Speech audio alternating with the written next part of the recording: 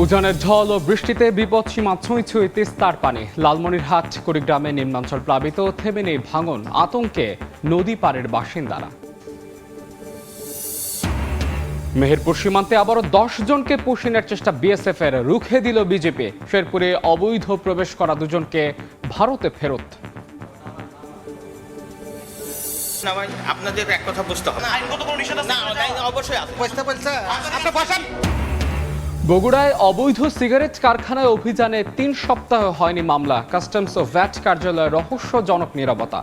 অসঙ্গতি খুঁজতে গেলে সাংবাদিকদের হেনস্থা। বারবার রহস্যজনক অগ্নিকাণ্ডের শিকার বরিশাল মেডিকেল। সরকারি ওষুধ সহ কোটি টাকার ক্ষয়ক্ষতি। নাশকতামূলক ঘটনা দাবি কর্তৃপক্ষের, ধরাছোঁয়ার বাইরে দুর্বৃত্তরা। এবং মধ্যপ্রাচ্যে যুদ্ধের পরও চট্টগ্রাম শাহ আমানতে যাত্রী পরিবহনের রেকর্ড। অস্থিরতার প্রভাবে বাতিল হয় 238টি ফ্লাইট, ক্ষতি হয় 30 কোটি টাকা।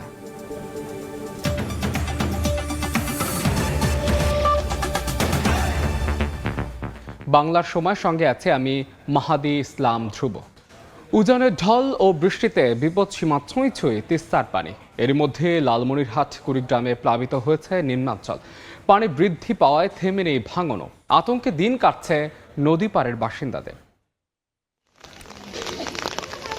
প্লাবিত হয়েছে ফসলি জমি, বাড়ির উঠান, গ্রামীণ সড়ক আর নিচু এলাকা তলিয়ে যাচ্ছে পানিতে।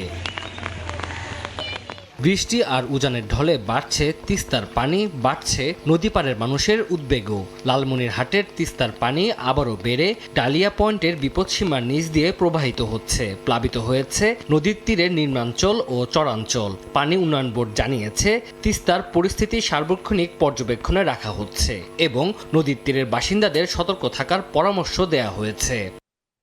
আগামী 48 ঘন্টায় দেশে এবং উজানে ভারী বৃষ্টিপাতের কারণে তিস্তা নদীর পানি বিপদসীমার কাছাকাছি বা উপর দিয়ে প্রবাহিত হতে পারে। পানির এই উঠানামার কারণে বেশ কিছু ঝুঁকিপূর্ণ পয়েন্ট রয়েছে, আমরা সার্বক্ষণিক মনিটরিং এ রেখেছি।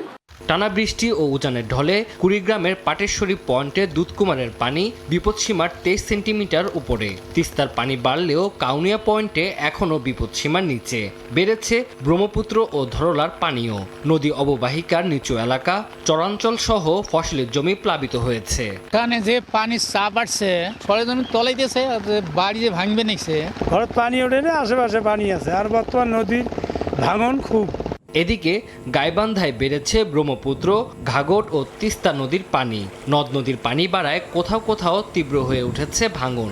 বসতভিটা হারিয়ে নিঃস্ব হয়ে পড়েছে অনেক পরিবার। আমাদের খুব দুঃখিত, আমরা নদী এলাকার লোক, কি করব, আমরা অসহায়, এখন কি করি, এখন পাগলা ভেসে ভাই। আমার ভাই আমি নিরুপায়, আমাদের থাকার কোনো স্থান নেই, ঘর বাড়ি সব ভাঙি গেছে। বাঘ হওয়ার কারণে নদী ভাঙনের জোর বেশি। বাড়ি ঘর দুয়ার, স্কুল প্রতিষ্ঠান, মাদ্রাসা, মসজিদ সব তো বিলীন হয়ে যাবানেছে। এরই মধ্যে সুন্দরগঞ্জ উপজেলার দত্তের খামার, পুটিরমারি ও ফুলছড়ি উপজেলার ব্রহ্মপুত্র নদের মধ্যে কঞ্চিপাড়া, বালাসীঘাটের রেলগেট সহ প্রায় 20টি পয়েন্টে ভাঙন শুরু হয়েছে। তানজিল হাসনাত, সময় সংবাদ। উজানের ঢল ও বৃষ্টির পানিতে প্লাবিত হয়েছে নিম্নাঞ্চল। বিস্তারিত জানাতে এই মুহূর্তে লালমনিরহাটে আছেন সহকর্মী সুফিয়ান আল হাসান। যাচ্ছে তার কাছে। সুফিয়ান,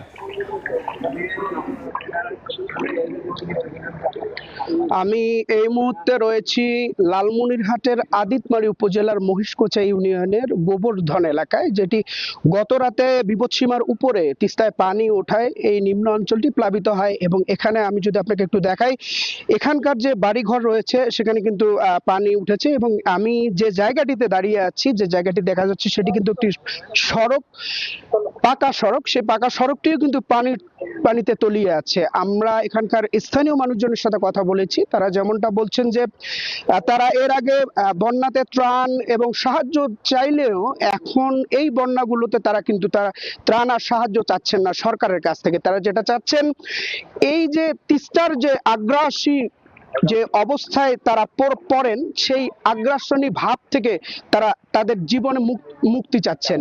তারা চাচ্ছেন তিস্তা মহাপরিকল্পনার যে বাস্তবায়ন, সেটি যেন করা হয় সরকারের।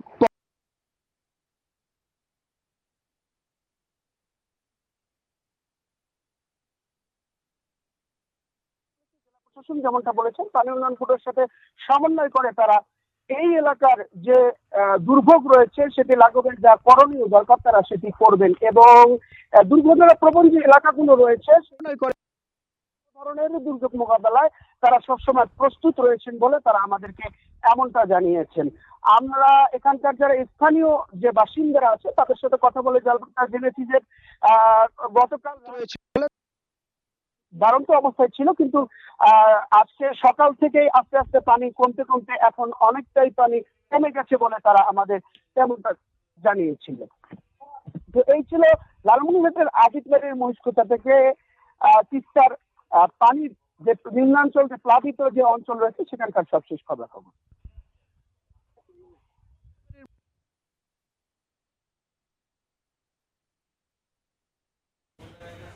বৃষ্টি ও উজানের ঢলে পানি বাড়ছে উত্তরাঞ্চলে। আমরা সেই খবর জানতে যুক্ত ছিলাম লালমনিরহাট থেকে। আমাদের সহকর্মী সুফিয়ান জানাচ্ছিলেন বিস্তারিত, তবে যান্ত্রিক ত্রুটির কারণে সংযোগটি বিচ্ছিন্ন হয়েছে। তীব্র নদী ভাঙনের কবলে পটুয়াখালীর রাঙ্গাবালী উপজেলার বিচ্ছিন্ন দ্বীপ ইউনিয়ন চালিতা বুনিয়া। গত এক দশকে ভাঙনে ভিটে মাটি হারিয়েছে হাজারের বেশি পরিবার। ব্যবস্থা না নিলে দ্বীপটি মানচিত্র থেকেই মুছে যাওয়ার আশঙ্কা করছেন এলাকাবাসী। পানি উন্নয়ন বোর্ড বলছে ভাঙন প্রতিরোধে ব্যবস্থা নিতে সমীক্ষা চলছে। তৌকিব পেদার ছবিতে শিকদার জাবির হোসেনের রিপোর্ট। ভাঙছে নদীর তীর, বিলীন হচ্ছে জনপদ। চোখের সামনে এমন বিপর্যয় হলেও নিরুপায় বাসিন্দারা। আগুনমুখা নদীর ভাঙনে বিলীন হচ্ছে পটুয়াখালীর রাঙ্গাবালী উপজেলার বিচ্ছিন্ন দ্বীপ ইউনিয়ন চালিতে বুনিয়া। এলাকাবাসী জানায় গত এক দশকে এ দ্বীপে নদী ভাঙনের কারণে ভিটেমাটি হারিয়েছে 1000-এর বেশি পরিবার। জনপদ রক্ষায় এখনো কোনো টেকসই প্রকল্প না নেয় বর্ষা মৌসুমেই আতঙ্ক বাড়ে স্থানীয়দের মধ্যে।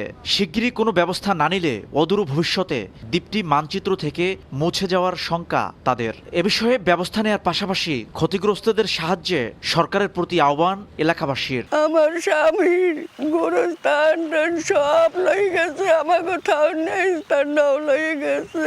বাপদাদার কবরস্থান তো আমার দুনিয়াতে সব চলে গেছে গিয়ে, এখন আমার থাকার মতো কোনো বস্তু বলতেই নাই, কোনো আমার স্থান নাই। এই সরকারের দ্বারা আমাদের আবেদন আমরা যাতে এক মাথা জোগাড় ঠাঁই পাই এবং আমাদের এখানে যাতে একটা টেকসই উন্নয়ন ভেরিফাইড হয়। পানি উন্নয়ন বোর্ড বলছে ভাঙন প্রতিরোধে ব্যবস্থা নেওয়ার জন্য বর্তমানে সমীক্ষা চলছে। সমীক্ষা শেষে প্রতিবেদন অনুযায়ী প্রয়োজনীয় পদক্ষেপ নেওয়ার আশ্বাস সংশ্লিষ্ট কর্মকর্তার। এগুলো যেহেতু অনেক বড় নদী, ভাঙন অনেক তীব্র, এটা আসলে স্থায়ী প্রকল্প করলেই আমরা স্থায়ী সমাধান পাবো। এটা আমাদের কার্যক্রম চলমান আছে, আশা করতেছি ভবিষ্যতে কাজগুলো বাস্তবায়ন করা সম্ভব হবে। চালিতাবুনিয়া ইউনিয়নে বর্তমানে প্রায় 15,000 মানুষ বসবাস করছেন। শিকদার জাবির হোসেন, সময় সংবাদ, পটুয়াখালী। বরগুনার বামনায় বিষখালী নদীর 22 কিলোমিটার এলাকা জুড়ে দেখা দিয়েছে তীব্র ভাঙন। বিলীনের আশঙ্কায় লঞ্চঘাট, খাদ্য গুদাম, প্রধান সড়ক সহ বেড়িবাঁধ। ভাঙন রোধে স্থায়ী ব্যবস্থা নেওয়ার দাবি স্থানীয়দের। পানি উন্নয়ন বোর্ড বলছে ক্ষতি ঠেকাতে মন্ত্রণালয়ে পাঠানো হয়েছে প্রকল্প। রুবেল হোসেনের ছবিতে সাইফুল মিরাজের রিপোর্ট। খরস্রোতা বিষখালীর তীব্র ভাঙনে নদীগর্ভে বিলীনের আশঙ্কায় উপজেলা খাদ্য গুদাম। একই অবস্থা লঞ্চঘাটেরও। বরগুনার বামনায় বিষখালী নদীর ভাঙন রোধে ফেলা জিও ব্যাগও এখন নদীগর্ভে বিলীন। হুমকিতে নদীপাড়ের ফসলি জমি ও বসত ভিটা। চরম আতঙ্কে স্থানীয়রা। লোক দরকার, আমার বাড়িঘর সব ভাঙে যাইতে আছে। এদিকে এখন 2 মাইলের বেশি ভেঙে গেছে। বেরিবারটা আবার পুনরায় একটু ভালো করে আমাদেরকে রক্ষা করলে আমরা একটু উপকৃত হব। খাদ্যগুদামের একদম পাশে আইছি, রাস্তা তো সব নদীতে চলে গেছে। অবস্থা কিছুই হয় না, অনেক পানি জোবা আইলে পোস্তাগুলো নদীতে আস্তে আস্তে অচিরেই বিলীন হয়ে যাচ্ছে এবং আমাদের এই বেড়িবাঁধ হয়তো ভেঙে যাবে কিছুদিনের মধ্যে। উপজেলার রামনা এলাকার একই চিত্র। ভাঙনে বিলীনের পথে বেড়িবাঁধ। ব্লক দিয়ে টেকসই বেড়িবাঁধ নির্মাণ না করা হলে চলতি বর্ষায় বাঁধ ভেঙে যাওয়ার আশঙ্কায় স্থানীয়রা। এতে 3 শতাধিক পরিবার ক্ষতিগ্রস্ত হওয়ার পাশাপাশি বন্ধ হয়ে যাবে সড়ক যাতায়াত ব্যবস্থা। অনেক জমি জমালে গাছপালায় আমরা কৃষিবাদ আছি, জানতেছি সব ভাঙিয়েছি আর শেষমাসে ঘরে খুলে ঠেকছে। কিছু স্থায়ী ব্লক দিয়ে দিলে মানে আমাদের খুব ভালো হয় আর কি। খালি একটু জায়গা আছে একটা রাস্তা লগে, এখন এত ঠেললি হালাই দিলি যায়। বামনা ও রামনা এলাকায় 22 কিলোমিটার তীব্র নদী ভাঙন প্রবণ এলাকা শনাক্ত করেছে পানি উন্নয়ন বোর্ড। ইতোমধ্যেই ভাঙন রোধে 2টি প্রকল্প হাতে নেওয়া হয়েছে। অনুমোদন পেলে শুরু হবে কাজ। ফিজিবিলিটি স্টাডির মাধ্যমে আমরা এই জায়গাগুলো নির্ধারণ করেছি এবং ওখানকার জনগণের ফসলাদি, জানমাল, ঘরবাড়ি সহ সহায় সম্পত্তি রক্ষায় আমরা একটা প্রকল্প ইতিমধ্যে আমাদের ডিপার্টমেন্ট থেকে মন্ত্রণালয়ে দাখিল করা হয়েছে। সরকার যদি এটা অনুমোদন দেয়, আমরা এই অঞ্চলের মানুষের জানমাল রক্ষা করতে পারবো এবং দুর্যোগ সংক্রান্ত যে ঝুঁকি সেটা হ্রাস করতে সক্ষম হব। 3 বছর আগে বামনা ও রামনা এলাকায় জিও ব্যাগ দিয়ে ভাঙন রোধের চেষ্টা করে পানি উন্নয়ন বোর্ড। সাইফুল মিরাজ, সময় সংবাদ, বরগুনা। শেরপুর সীমান্ত দিয়ে অবৈধভাবে বাংলাদেশে প্রবেশ করা 2 জনকে ফেরত পাঠানো হয়েছে। তারা এখন শূন্য রেখায় অবস্থান করছেন। 39 বিজিবি জানায়, ভোরে দালাল চক্রের সহায়তায় শ্রীবর্দী উপজেলার তাওয়াকুচা রাঙ্গাজান সীমান্ত দিয়ে ভারত থেকে বাংলাদেশে প্রবেশ করেন 2 যুবক, ইব্রাহিম ও শরীফ। স্থানীয়রা তাদের আটক করে। জিজ্ঞাসাবাদের পর স্থানীয়দের সহায়তায় তাদের ফেরত পাঠানো হয়। তবে বিএসএফ ফেরত না নেওয়ার শূন্য রেখায় অবস্থান করছেন সেই 2 যুবক।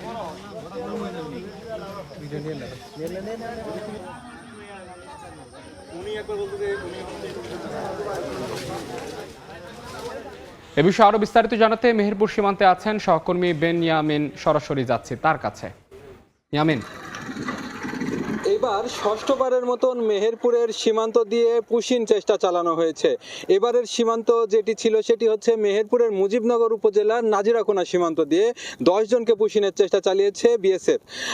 দিনের কোনো একটি সময়ে সকাল থেকে তাদেরকে দেখা যাচ্ছে কাঁটাতারের এপারে তাদেরকে ঠেলে পাঠানো হয়েছে এবং সেক্ষেত্রে স্থানীয়রা জানাচ্ছে যে তাদেরকে রাত্রে হয়তো বা কোনো একটি সময়ে তাদেরকে কাঁটাতারের এপারে ঠেলে দেওয়া হয়। সকাল থেকে তাদেরকে কিছু মানুষ দেখতে পেয়েছিল, কিন্তু যেহেতু ভারতীয় ভূখণ্ডের অভ্যন্তরে পাটের ক্ষেত রয়েছে এবং বড় বড় পাটের গাছ থাকার কারণে কিন্তু তাদেরকে আসলে তারা কয়জন সেটি কিন্তু নিয়ে কিছুটা দ্বিধা রয়েছে। বিজিবি কর্তৃপক্ষ যেটি জানাচ্ছে যে আসলে তারা 4 থেকে 5 জনকে দেখতে পেয়েছে, কিন্তু স্থানীয়রা জানাচ্ছে সেই সংখ্যাটি 10 জন হতে পারে। তো সেক্ষেত্রে আসলে যাদেরকে সীমান্তের এপাশে ঠেলে দেওয়া হয়েছিল কাঁটাতারের এপারে বাংলাদেশে প্রবেশের জন্য, সেক্ষেত্রে তারা কিন্তু তাদেরকে বিজিবি এবং স্থানীয় জনগণ বাধা প্রদান করে বাংলাদেশে ঢুকতে বাধা দেয় এবং তারা কিন্তু পরবর্তীতে আন্তর্জাতিক শূন্য রেখার কাছে অবস্থান গ্রহণ করে। পরবর্তীতে ধারণা করা হচ্ছে তাদেরকে আবারও কাঁটাতারের ওপারে ফেরত নিয়েছে বিএসএফ। তো সেক্ষেত্রে আসলে তাদেরকে এখন খুঁজে পাওয়া যাচ্ছে না। কেউ কেউ জানাচ্ছে যে কিছু ব্যক্তি কাঁটাতারের ওপারে গেছে এবং কেউ কেউ কাঁটাতারের এপারে থাকতেও পারে, তবে তাদেরকে এখন পর্যন্ত স্থানীয় কিংবা বিজিবি কর্তৃপক্ষ দেখতে পায়নি বলে তারা জানাচ্ছে। তো এই দিয়ে মেহেরপুরে 6 বারের মতন 35 জনকে কাঁটাতারের এপারে ঠেলে দিয়ে পুশিনের চেষ্টা চালানো হয়েছে। স্থানীয় জনগণ জানাচ্ছে যে আসলে তারা কিন্তু বিজিবির সাথে সতর্ক রয়েছে যেন কোনো ধরনের অবৈধ অনুপ্রবেশ না ঘটে এবং অবৈধ অনুপ্রবেশ রুখতে তারা কিন্তু কাঁটাতারের আশেপাশে এবং সীমান্তবর্তী অঞ্চলে কিন্তু বিজিবির সাথে পাহারা দিচ্ছে এবং বিজিবিও কিন্তু সেক্ষেত্রে তাদের টহল জোরদার রেখেছে এবং টহল অবস্থায় কিন্তু তারা ভারত অভিমুখে বিভিন্ন ধরনের মাইকিং করছে এবং মাইকিং করে যেন কোনো ধরনের অবৈধ অনুপ্রবেশ না হয় সেই বিষয়ে কিন্তু তাদেরকে সতর্ক করা হচ্ছে। এই ছিল মেহেরপুরের সীমান্ত পরিস্থিতির সর্বশেষ খবর। মেহেরপুর সীমান্ত দিয়ে 6 বার পুশিনের চেষ্টা চালিয়েছে বিএসএফ, যা রুখে দিয়েছে বিজেপি। সে খবর জানাচ্ছিলেন সহকর্মী বেনিয়ামিন। গত 6 মাসে ব্রাহ্মণবাড়িয়া সীমান্তে অভিযান চালিয়ে 330 কোটি টাকার বেশি মূল্যের অবৈধ পণ্য জব্দ করা হয়েছে। একই সঙ্গে বিভিন্ন অপরাধে 140 জনকে আটক করা হয়েছে। দুপুরে ময়মনসিংহ ব্যাটালিয়ন 39 বিজিবি সদর দফতরে সংবাদ সম্মেলন করে এ তথ্য জানান অধিনায়ক লেফটেন্যান্ট কর্নেল মোহাম্মদ নুরুল আমিন বায়েজিদ। তিনি বলেন, সরাইল রিজিয়নের আওতাধীন 1204 কিলোমিটার সীমান্ত এলাকায় সার্বক্ষণিক নজরদারি ও গোয়েন্দা তথ্যের ভিত্তিতে অভিযান চালানো হয়। পাশাপাশি পুশ ইন ঠেকাতেও স্থানীয়দের সঙ্গে নিয়ে তৎপর রয়েছে বিজেপি।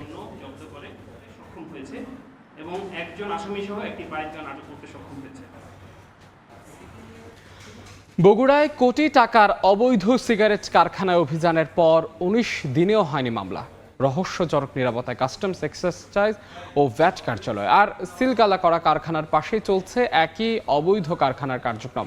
অভিযানের অসঙ্গতির বিষয়ে জানতে বগুড়া কাস্টমস এক্সাইজ ও ভ্যাট কার্যালয়ে যায় সময় সংবাদ, কিন্তু অফিসে প্রবেশের আগে বাধার মুখে পড়েন গণমাধ্যম কর্মীরা। শাহাদুল ইসলামের ক্যামেরায় আব্দুল আওয়ালের রিপোর্ট।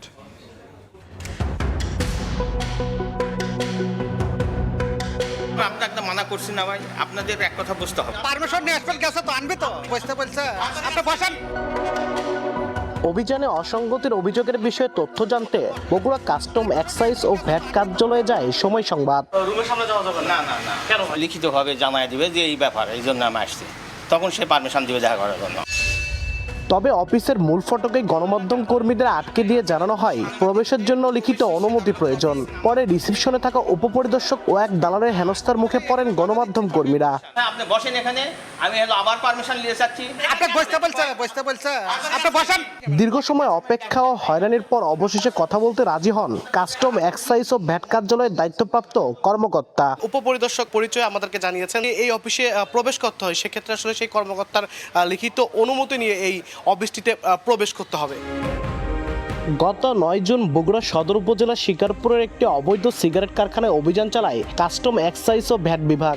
জেলার উপকমিশনার শামীম উল আলমের নেতৃত্বে পরিচালিত এই অভিযানে 6 লাখের বেশি নকল সিগারেট, বিপুল পরিমাণে তামাক এবং উৎপাদন যন্ত্রপাতি জব্দ করা হয়। একই সঙ্গে কারখানাটি সিলগালা করা হয়। তবে অভিযানের 19 দিন পেরিয়ে গেলেও প্রতিষ্ঠানটির বিরুদ্ধে এখনো কোনো মামলা দায়ের হয়নি। আরও বিস্ময়কর বিষয় হলো, সিলগালা করা গোডাউনের আশেপাশের আরেকটি গোডাউনে এখনো নির্বিঘ্নে চলতে দেখা গেছে একই অবৈধ সিগারেট কারখানার কার্যক্রম। গোডাউন হচ্ছে আপনার ওই যে ওনাদের মঞ্জু, হেলাল, শাইনুর, এরা 3 ভাইয়ের। 22 তারিখে একটা মামলা হয়েছিল প্রতিষ্ঠানের বিরুদ্ধে না, কয়েকজন ব্যক্তির বিরুদ্ধে। ওখানে কোনো কিছু জব্দ হয়েছে কিনা সেটা আমার জানা নাই। তবে কাস্টম এক্সাইজ ও ভ্যাট কর্মকর্তার দাবি, আইনি প্রক্রিয়া মেনে রাজশাহী বিভাগীয় কার্যালয়ে একটি প্রতিবেদন পাঠানো হয়েছে। তবে এর পক্ষে গণমাধ্যম কর্মীদের কোনো কাগজ সরবরাহ করতে পারেনি কর্তৃপক্ষ। যেটা হয়েছে এটা আসলে যেন আমি একটু দেখবো জিনিসটা, বাট এটার জন্য আমি দুঃখিত আগেই। হ্যাঁ, বাট সাংবাদিক ভাইদের জন্য আমাদের দরজা সবসময় খোলা। মামলার যে ইস্যুটা, এটা আমরা একটা কাস্টমস বিভাগীয় মামলা করব এবং বিধিমালা অনুযায়ী আমার 1 মাস সময় আছে। অবৈধ মালামাল হাতে নাতে আটকের পর মামলা দায়েরের গড়িমসি হওয়ার সুযোগ নেই বলে জানান জেলার সর্বোচ্চ আইন কর্মকর্তা। মজুদকারী যে তার বিরুদ্ধে মামলা আনয়ন করতে হবে এবং সেই মামলাটা যত তাড়াতাড়ি সম্ভব থানায় নিয়ে যেয়ে মামলাটা করতে হবে। নামবিহীন অবৈধ এই সিগারেট কারখানায় গত 22 ফেব্রুয়ারি রাতে অভিযান চালিয়ে নকল সিগারেট জব্দ করেছিল বগুড়া সদর থানা পুলিশ। পরদিন সদর থানা পুলিশের উপপরিদর্শক আব্দুল্লাহ সাদিক বাদী হয়ে থানায় মামলাও দায়ের করেন। অথচ একই ধরনের অভিযানে কাস্টম এক্সাইজ ও ভ্যাট মামলার বিষয়ে 19 দিনে কোনো অগ্রগতি না থাকায় উঠেছে নানা প্রশ্ন। আব্দুল আউয়াল, সময় সংবাদ, বগুড়া। বরিশাল শের-ই বাংলা মেডিকেল কলেজ হাসপাতালে 2 মাস অন্তর একটি করে রহস্যজনক আগুনের ঘটনায় উদ্বিগ্ন কর্তৃপক্ষ। এর মধ্যে ধোঁয়ায় মৃত্যু হয়েছে 2 রোগীর। সিসিটিভি ফুটেজে জানালা দিয়ে আগুন ছড়িয়ে দেওয়ার চিত্র দেখা গেলেও অধরা দুর্বৃত্তরা। অপূর্বপুর রিপোর্ট, ছবি তুলেছেন সুজয় দাস। সিসি ক্যামেরার ফুটেজে দেখা যাচ্ছে জানালা দিয়ে বাইরে থেকে কেউ একজন ভেতরে আগুন ছড়িয়ে দিচ্ছে। মুহূর্তেই চারপাশ দাউ দাউ করে জ্বলে উঠছে। ঘটনাটি বরিশাল শের-ই বাংলা মেডিকেল কলেজ হাসপাতালের 3য় তলার কনফারেন্স রুমের। কিন্তু কে বা কারা আগুন দিল তা বের করতে পারেনি হাসপাতাল কর্তৃপক্ষ কিংবা আইন শৃঙ্খলা বাহিনী। চলতি বছরের 6 মাসে 3টি অগ্নিকাণ্ড হয়েছে হাসপাতালের স্টোর রুমে, মেডিসিন ভবন, ক্যাজুয়ালিটি কক্ষে। ধোঁয়ায় প্রাণ হারান 2 রোগীও। এগুলো হয় কেন, এটা তো সরকারের দেখা উচিত। সবসময় আতঙ্কের ঝুঁকির মধ্যে থাকি। গণপূর্ত অধিদপ্তর বলছে 1968 সালে প্রতিষ্ঠার সময়কার পুরনো বিদ্যুৎ লাইনের উপর অতিরিক্ত চাহিদার চাপকেই শুরুতে দায়ী করা হলেও সাম্প্রতিক ঘটনাগুলো সন্দেহজনক। আমাদের দিক থেকে আমরা সবসময় বৈদ্যুতিক শর্ট সার্কিট যাতে না হয়, পুরাতন লাইনগুলো অপসারণ করে নতুন লাইন নির্মাণ করে সবসময় সার্বক্ষণিকভাবে এটা সচল রাখার চেষ্টা করি। নির্দিষ্ট কিছু মহল যে স্যাবোটেজ করার চেষ্টা করতেছে, সেটাও আমরা কিছু প্রমাণ, কিছু ফাইন্ডিং আমরা পাচ্ছি। 2024 নভেম্বরে ব্রিগেডিয়ার জেনারেল এ.কে.এম. মশিউল মনিরকে দায়িত্ব দেওয়া হয় পরিচালক হিসেবে। যোগদানের 1.5 বছরে বেশ কিছু ইতিবাচক পরিবর্তনের মধ্যেই সাম্প্রতিক ঘন ঘন অগ্নিকাণ্ডের রহস্যের দানা বেঁধেছে। একাধিক অগ্নিকাণ্ডের ঘটনায় সরকারি ওষুধ সহ অন্তত কোটি টাকার ক্ষয়ক্ষতি হয়েছে। অপূর্ব অপু, সময় সংবাদ, বরিশাল। বাংলার সময় আরও থাকছে। 4 বছরে হয়নি পিরোজপুরের সেতুর সংযোগ সড়ক, একমাত্র ভরসা কাঠের সিঁড়িতেই বাড়ছে দুর্ঘটনার সংখ্যা। প্রকল্প শেষ না করে লাপাত্তা ঠিকাদার, ভোগান্তিতে বাসিন্দারা। মধ্যপ্রাচ্যের গন্তব্যগুলোতে অস্থিরতার পাশাপাশি নানামুখী জটিলতা সত্ত্বেও গত 5 মাসে আন্তর্জাতিক ও অভ্যন্তরীণ রুটে 7,800 ফ্লাইটে 7,60,000 যাত্রী পরিবহনের রেকর্ড গড়েছে চট্টগ্রাম শাহ আমানত বিমানবন্দর। অবশ্য মধ্যপ্রাচ্যের যুদ্ধে 1.5 মাসে 238টি ফ্লাইট বাতিল হয় অন্তত 30 কোটি টাকা আয় কম হয়েছে সংস্থাটির। শাকাত ত্রিপুর ক্যামেরায় বিস্তারিত জানাচ্ছেন কমল দে। চট্টগ্রাম শাহ আমানত বিমানবন্দর থেকে ইন্টারন্যাশনাল ফ্লাইট বলতে ওমানের মাস্কাট, সৌদি আরবের জেদ্দা ও মদিনা, আরব আমিরাতের দুবাই, শারজা এবং আবুধাবি। আর চলতি বছরে মার্চের শুরু থেকে ইরানের সঙ্গে ইসরায়েল এবং মার্কিন যুক্তরাষ্ট্রের যুদ্ধের ফলে মধ্যপ্রাচ্যের বিমানবন্দরগুলো ক্ষেপণাস্ত্র হামলার লক্ষ্যবস্তুতে পরিণত হয়, বিমান চলাচল মারাত্মকভাবে বাধাগ্রস্ত হয়। বাতিল হওয়ার কারণে যে জট সৃষ্টি হয়েছে প্যাসেঞ্জারের, পরবর্তীতে ফ্লাইট বাড়তি দিয়ে এবং অনেক সময় চার্টার করে এই লোকগুলোকে বাংলাদেশ থেকে মধ্যপ্রাচ্যে গমন করার ব্যবস্থা করা হয়। তারপরও মে পর্যন্ত 3,245টি আন্তর্জাতিক ফ্লাইট পরিচালনার পাশাপাশি 3,72,237 জন যাত্রী পরিবহন করেছে শাহ আমানত বিমানবন্দর। সিভিল এভিয়েশন সদর দপ্তরের গাইডলাইন অনুযায়ী এবং আমাদের মন্ত্রণালয়ের গাইডলাইন অনুযায়ী আমরা সমন্বয় করে এই যাত্রীগুলিকে আস্তে আস্তে আমরা বিদেশে পাঠানোর ব্যবস্থা করি। চলতি বছরের জানুয়ারি মাসে 660টি এবং ফেব্রুয়ারি মাসে 630টি আন্তর্জাতিক ফ্লাইট ওঠানামা হলো। যুদ্ধের মাস হিসেবে চিহ্নিত মার্চে 671টি, এপ্রিলে 685টি এবং মে মাসে 652টি ফ্লাইট ওঠানামা করেছে। 2025 সালের পুরো বছরে 8,124টি আন্তর্জাতিক ফ্লাইটে 9,99,733 জন এবং 11,039টি অভ্যন্তরীণ ফ্লাইটে 6,68,288 জন যাত্রী পরিবহন করেছিল শাহ আমানত বিমানবন্দর। এতে রাজস্ব আয় হয়েছিল 200 কোটি টাকার বেশি। প্রতি আন্তর্জাতিক ফ্লাইট পরিচালনার ক্ষেত্রে 5 থেকে 6 লাখ টাকা রাজস্ব অর্জন করে বিমানবন্দর কর্তৃপক্ষ। যখন তারা যেতে পারছিলেন না, তারা যেন এয়ারপোর্টে এসে নানা ধরনের হয়রানিতে না পড়ে, আমরা আমাদের এয়ারলাইন্সের প্রতিনিধিদের সাথে বসে আমরা একটা কোঅর্ডিনেশন সেল গঠন করি। চলতি 2025-26 অর্থ বছরের মে পর্যন্ত 11 মাসে 246 কোটি টাকা রাজস্ব আদায় করেছে চট্টগ্রাম শাহ আমানত বিমানবন্দর কর্তৃপক্ষ। নানা জটিলতা সত্ত্বেও গত 26 বছর ধরে প্রতি বছর 15 লাখ বেশি যাত্রী পরিবহন করে চমক সৃষ্টি করেছে এই বিমানবন্দর। চট্টগ্রাম শাহ আমানত বিমানবন্দর থেকে কমল দে, সময় সংবাদ। পিরোজপুর সদর উপজেলায় সেতু নির্মাণের 4 বছর পার হলেও সংযোগ সড়ক না থাকায় যাতায়াতে চরম ভোগান্তিতে স্থানীয়রা। কাঠের সিঁড়ি বেয়ে সেতুতে উঠতে গিয়ে প্রায়ই ঘটছে দুর্ঘটনা। অভিযোগ, সংযোগ সড়ক নির্মাণ না করেই চলে যান ঠিকাদার। শীঘ্রই সেতুর বাকি কাজ শেষ করার কথা জানিয়েছে এলজিইডি। জিয়াউল হকের তথ্য ও তরিকুল ইসলাম অভির ছবিতে রিপোর্ট। নেই সংযোগ সড়ক, ব্রিজে ওঠানামায় একমাত্র ভরসা কাঠের সিঁড়ি। পিরোজপুর সদর উপজেলার শঙ্করপাশা ও শারিকতলা 2 ইউনিয়নের মানুষের যাতায়াতের জন্য কালীকাঠির খালে 2021 সালের জুনে সেতু নির্মাণের উদ্যোগ নেওয়া হয়। কাজ শুরু করে ঠিকাদারি প্রতিষ্ঠান মেসার্স মহিউদ্দিন আহমেদ। 2022 সালের জুনে সেতুটির কাজ শেষ হওয়ার কথা ছিল, তবে দীর্ঘ 4 বছরও শেষ হয়নি কাজ। এলাকাবাসীর অভিযোগ, সংযোগ সড়ক নির্মাণ না করেই চলে যায় ঠিকাদার। শিশু, রোগী ও বয়স্কদের যাতায়াতে ভোগান্তি চরমে। ব্রিজটা আমরা 4 বছর হাঁটতে পারি না, খুব কষ্ট আমার হাঁটতে চলতে। পিছলা থাকে, তাই আমরা যাতায়াত করতে পারি না। আরো ছোট ছোট বাচ্চা যারা আছে তাদের আরো খুব কষ্ট হয়। অনেক ভোগান্তিতে আছি ভাই, এই 2-3 বছর এভাবে ফালাই রেখে গেছে। রাস্তার অর্ধেক করে থুয়ে গেছে, টাকা উঠে নিয়ে গেছে। এখন কোনো রকম একটু রিক্সা আসে। কষ্টের কথা আর বললেন, এটা উপর যা মনে করেন আমাকে 5 বার যাওয়া লাগে মসজিদে নামাজ পড়তে। মালামাল তো মনে করেন মাথায় করে নেওয়া লাগে। চালু হয়ে যায় তাহলে শত শত মানুষের উপকার হবে। দুর্ভোগ লাঘবে শিগগিরই বাকি থাকা কাজ শুরু কথা জানিয়েছে এলজিইডি। নির্দেশনার অপেক্ষা আছে উদ্বোধন কর্তৃপক্ষের। যদি উদ্বোধন কর্তৃপক্ষের এই নির্দেশনার আলোকে আমরা আশা করি যে অতি সত্বর মানে এই কাজগুলো, বিশেষ করে ব্রিজ এবং রাস্তাগুলোকে আমরা কাজ শুরু করতে পারবো। 21 মিটার দৈর্ঘ্যে সেতুটি নির্মাণে ব্যয় ধরা হয় 2,56,00,000 টাকা। সময় সংবাদ, পিরোজপুর। বাংলার সময় আরও থাকছে। সাতক্ষীরায় দোকান থেকে বিশাল অজগর সাপ উদ্ধার, আতঙ্কে ব্যবসায়ীরা। বরিশালে বাড়ছে বিষধর সাপের উপদ্রব, 20 দিনে উদ্ধার অন্তত 5 জোড়া। প্রতি বছর মে থেকে জুলাই মাসে ডেঙ্গুর প্রকোপ বাড়ে। বরিশালের 2 জেলা ঝালকাঠি ও পিরোজপুরে এরই মধ্যে বেড়েছে ডেঙ্গু আক্রান্ত রোগীর সংখ্যা।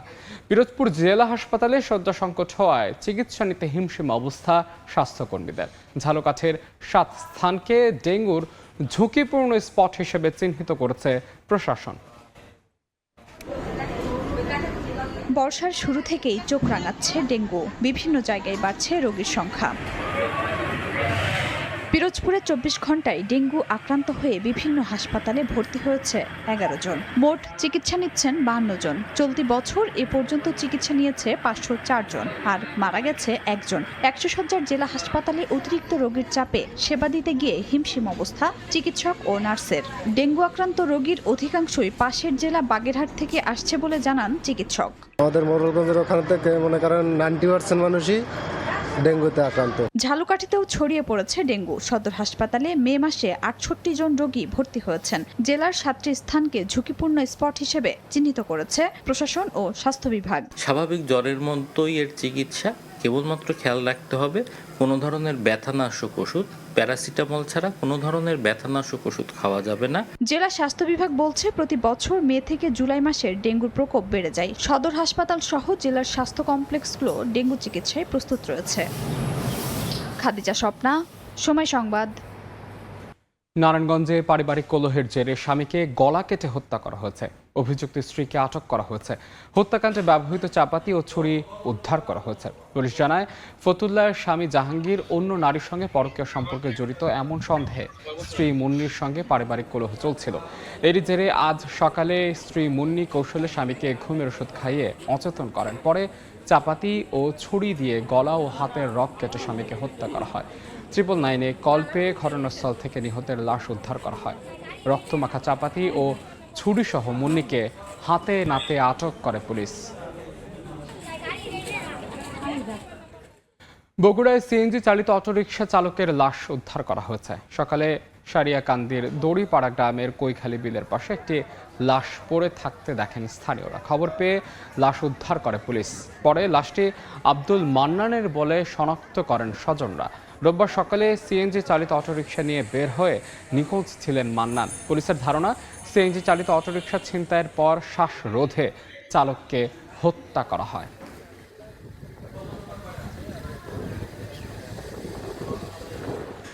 নরসিংদীতে সড়কের পাশের ময়লার স্তূপ থেকে এক যুবকের লাশ উদ্ধার করা হয়েছে। সকালে মাধবদীর খড়মদি এলাকায় সড়কের পাশে থাকা ময়লার স্তূপে এক যুবকের লাশ পড়ে থাকতে দেখেন স্থানীয়রা। খবর পেয়ে লাশ উদ্ধার করে পুলিশ। লাশটি দিগন্তের পরিচয় শনাক্ত করেন স্বজনরা। তাদের দাবি, বিকেলে মোবাইল ফোনে কারোর সঙ্গে কথা বলে বাসা থেকে বের হয় দিগন্ত। এরপর থেকে নিখোঁজ ছিলেন তিনি। নিহত দিগন্ত বিরামপুর এলাকার একটি ভাড়া বাসায় থাকতেন।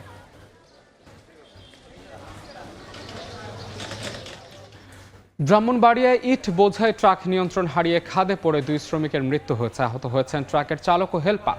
এদিকে ঝিনাইদহে পিকআপ ও মোটরসাইকেলের মুখোমুখি সংঘর্ষে এক স্কুল ছাত্র নিহত হয়েছে। সকালে ব্রাহ্মণবাড়িয়ার কসবার মূল গ্রাম এলাকা থেকে ইট ভর্তি একটি ট্রাক চারগাছ এলাকায় যাচ্ছিল। পথে মান্দারপুর এলাকায় পৌঁছালে নিয়ন্ত্রণ হারিয়ে রাস্তার পাশে খাদে পড়ে যায়। এতে ট্রাকের উপরে থাকা 2 শ্রমিক ঘটনাস্থলেই নিহত হন। আহত হন চালক ও হেলপার। এদিকে ঝিনাইদহ শহরের ভাটই কলেজ এলাকায় একটি মোটরসাইকেলকে ধাক্কা দেয় বিপরীত দিক থেকে আসা একটি পিকআপ ভ্যান। এতে গুরুতর আহত হন মোটরসাইকেলের আরোহী স্কুল ছাত্র তীর্থ বিশ্বাস। তাকে উদ্ধার করে ঝিনাইদহ সদর হাসপাতালে নিলে চিকিৎসক তাকে মৃত ঘোষণা করেন।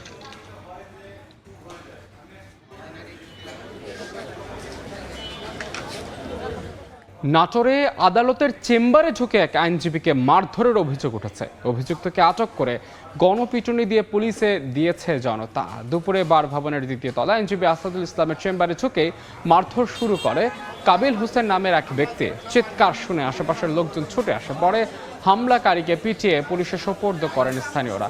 কাবিল হোসেনের জমি সংক্রান্ত মামলা পরিচালনা করতেন আইনজীবী আসাদুল। সুর সম্রাট দি আলাউদ্দিন খাঁ সঙ্গীতাঙ্গনের ভূমি রক্ষার দাবিতে ব্রাহ্মণবাড়িয়ায় মানববন্ধন হয়েছে। দুপুরে জেলা প্রেস ক্লাবের সামনে মানববন্ধন করে সুর সম্রাট দি আলাউদ্দিন খাঁ সঙ্গীতাঙ্গনের ভূমি রক্ষা কমিটি। বক্তাদের অভিযোগ, আলাউদ্দিন খাঁ সঙ্গীতাঙ্গনের ভূমি দখলের পায়তারা করছে একটি মহল, কিন্তু কোনোভাবেই তাদের সফল হতে দেয়া যাবে না। এজন্য রুখে দিতে সবাইকে সহযোগিতা করার আহ্বান জানান তারা। কুমিল্লা আধিপত্য নিয়ে সংঘর্ষে শিক্ষার্থী ও গুলিবিদ্ধ হওয়ায় ঘটনায় ৩ জনকে গ্রেফতার করা হয়েছে। পুলিশ জানায়, রোববার কক্সবাজারে অভিযান চালিয়ে এজাহারভুক্ত ২ আসামি সহ ৩ জনকে গ্রেফতার করা হয়েছে। পরে তাদের দেয়া তথ্য মতে বিদেশি পিস্তল ও ৬ রাউন্ড গুলি উদ্ধার করা হয়। গত ২৪ জুন সকালে আধিপত্য নিয়ে কাটাবিল এলাকায় উপগ্রুপ ও সাব্বির গ্রুপের মধ্যে দফায় দফায় সংঘর্ষ ও গোলাগুলির ঘটনা ঘটে। এ সময় টিফিনের বিরতিতে স্কুল থেকে বের হওয়া ৬ষ্ঠ শ্রেণীর শিক্ষার্থী ইথান আহমেদ প্রেম গুলিবিদ্ধ হয়। এ ঘটনায় কোতোয়ালি মডেল থানায় একটি মামলা করেন প্রেমের বাবা। কিশোরগঞ্জে ক্লাস চলাকালে খুলে পড়ল বৈদ্যুতিক ফ্যান, তবে অল্পের জন্য রক্ষা পায় শিক্ষার্থীরা। সকালে তাড়াইলের চিকনি আউজিয়া সরকারি প্রাথমিক বিদ্যালয়ে ৩য় শ্রেণীর ক্লাস চলছিল। এ সময় হঠাৎই বিকট শব্দে ছাদের পলেস্তার সহ খুলে পড়ে একটি বৈদ্যুতিক পাখা। তবে শিক্ষার্থীরা টেবিল ও শিক্ষার্থীদের বেঞ্চের মাঝখানের ফাঁকা জায়গায় ফ্যানটি পড়ে বড় ধরনের ঝুঁকি থেকে রক্ষা পায় সবাই। এদিকে ছড়িয়ে পড়ে আতঙ্ক। বরিশাল মহানগরী এলাকায় চলাচলকারী 3 হুইলারের ভাড়া বাড়ছে না। যাত্রী সাধারণের সুবিধার্থে পূর্বের ভাড়ায় বহাল রাখার সিদ্ধান্ত নিয়েছে বরিশাল সিটি কর্পোরেশন। সকালে নগর ভবনের সভাকক্ষে অনুষ্ঠিত সমন্বয় সভায় এই সিদ্ধান্ত নেওয়া হয়। বরিশাল সিটি কর্পোরেশনের প্রশাসক অ্যাডভোকেট বিলকিস আক্তার জাহান শিরিন সভায় মহানগরীর পরিবহন ব্যবস্থায় শৃঙ্খলা ফেরাতে কঠোর হুঁশিয়ারি দেন। সাতক্ষীরা একটি হার্ডওয়্যারের দোকান থেকে বিশাল আকৃতির অজগর সাপ উদ্ধার করা হয়েছে। সকালে শ্যামনগর উপজেলার নীলডুমুর বাজারের হার্ডওয়্যার ব্যবসায়ী হারুন দোকান খুলে পরিষ্কার করার সময় একটি বিশাল অজগর সাপ দেখতে পান। খবর পেয়ে বনকর্মী ও সিপিজি সদস্যরা স্থানীয়দের সহযোগিতায় সাপটি উদ্ধার করেন। ধারণা করা হচ্ছে সুন্দরবন থেকে খোলপেটুয়া নদী পেরিয়ে খাবারের সন্ধানে অজগরটি লোকালয়ে চলে এসেছিল। পরে উদ্ধার করা অজগরটি সুস্থ থাকায় সুন্দরবনের কলাগাছিয়া ফরেস্টে গহীন জঙ্গলে ছেড়ে দেওয়া হয়।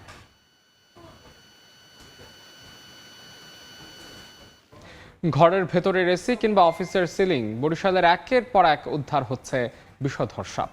গত ২০ দিনে জেলায় বিভিন্ন স্থান থেকে অন্তত ৫ জোড়া সাপ উদ্ধার হয়েছে। আতঙ্কিত না হয়ে সচেতন থাকার পরামর্শ বনপ্রাণী বিশেষজ্ঞদের। মেহেদী হাসান বাপ্পির রিপোর্ট, বিস্তারিত জানাচ্ছেন মেহেদী হাসান বাপ্পির রিপোর্টে বিস্তারিত। বেডরুমের এসির ভেতর থেকে এভাবেই একের পর এক বের করে আনা হচ্ছে জীবন্ত সাপ। কোনো সিনেমার থ্রিলার নয়, খোদ বরিশালে নিত্যদিনের চিত্র হয়ে দাঁড়িয়েছে এটি। সরকারি কর্মকর্তার কার্যালয়ের সিলিং, ক্লিনিক, বেডরুমের এসির ইনডোর ইউনিট, কোনো জায়গায় যেন বাদ যাচ্ছে না সাপের উপদ্রব থেকে। চলতি মাসের ২০ দিনই অন্তত ৫ জোড়া বিষধর সাপ উদ্ধার হয়েছে মহানগরী ও সদর উপজেলার বিভিন্ন এলাকা থেকে। পরপর এমন ঘটনায় চরম উদ্বেগ আর আতঙ্কে দিন কাটছে বাসিন্দাদের। আমরা সবাই আতঙ্কিত, অনেক সবাই ভয়ের মধ্যে আছি যে এসির মধ্যে কিভাবে সাপ থাকে। ছোট্ট ছোট্ট বাচ্চারা আমার ওই যে ভাগ্নিয়া হ্যাঁ টিকটিকি বুঝে লেজুর টান দিলেও তো মনে করেন সাপ বাইরে অঘটন ঘটতে যেতে পারে। জলবায়ুর পরিবর্তন এবং প্রজনন মৌসুম হওয়ায় সাপ সাধারণত নিরাপদ আশ্রয়ের খোঁজে লোকালয়ে চলে আসছে।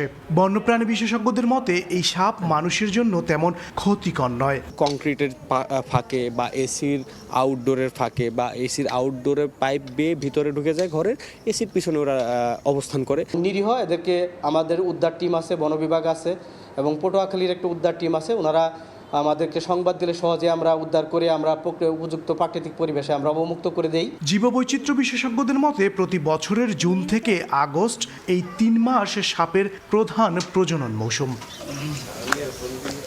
মেহেদী হাসান বাপ্পি, সময় সংবাদ, বরিশাল। হৃদয় বাংলাদেশ, সমর্থনে আর্জেন্টিনা। আকাশে সাদা রঙে মোড়ানো পুরো ভ্যান, পেছনে আর্জেন্টিনার সমর্থনের ব্যানার, সামনে পেছনে উঠছে আর্জেন্টিনার পতাকা।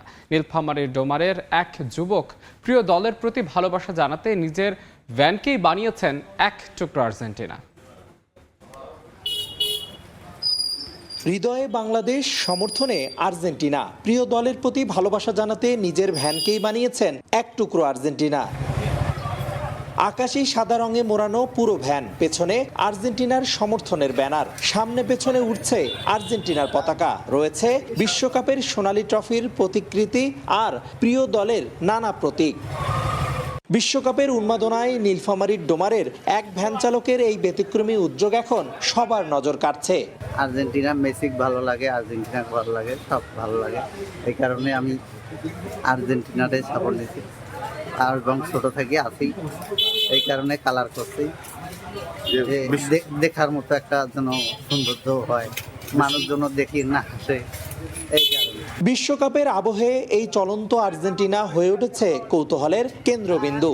প্রিয় দলের প্রতি ভালোবাসা প্রকাশের এমন অভিনব উপায় যেন ফুটিয়ে তুলেছে নীলফামারীর এই ভ্যান চালকের ফুটবল প্রেম। রাস্তায় চলতে চলতেই ছড়িয়ে দিচ্ছেন বিশ্বকাপের রং আর উন্মাদনা। রেদওয়ান হিমেল, সময় সংবাদ, নীলফামারী।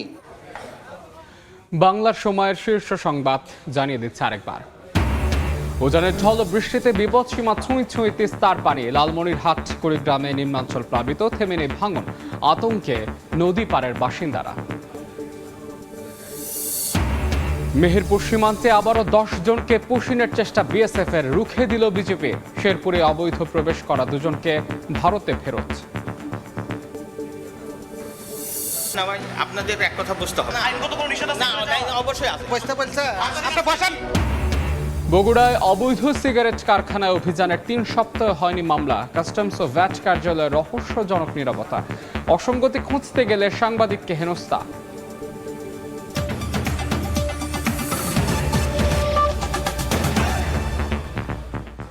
এই ছিল বাংলা সময়ের এখনকার আয়োজনে। দর্শক, বিশ্বকাপ ফুটবলের মহাযজ্ঞ সরাসরি সম্প্রচার করছে সময় টেলিভিশন। দেখতে চোখ রাখুন সময়ের পর্দায়।